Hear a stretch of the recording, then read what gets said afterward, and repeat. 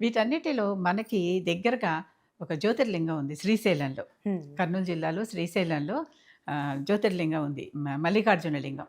అక్కడ మహాశివరాత్రి కొంచెం ప్రత్యేకంగా చేసుకుంటారు. హ్మ్. ఎక్కడ ఇన్ని రకాల శివాలయాల్లో ఎక్కడ చేయనటువంటి ప్రత్యేకత ఆ శివాలయానికి ఏంటంటే, శివుడు మొత్తం గోపురం ఉంటుంది కదా! గుడి గోపురం. ఆ గుడి గోపురాన్ని శివుని తలగా భావించి హ్మ్. దానికి తలపాగా చుడతారు. తలపాగా పాగ చుడతారు పాగ అంతా. పాగాలంకరణ అంటారు దాన్ని. హుహు.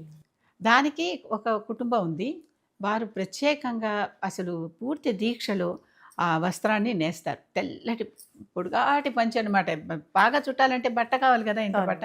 అలా చుట్టి నేస్తారు. నేసి హ్మ్. వాళ్ళు పట్టుకొస్తారు. సుమారు అది 10, 15 చీరలతో సమానం ఎంతో అలా ఉంటుంది హ్మ్. ఆ బట్ట.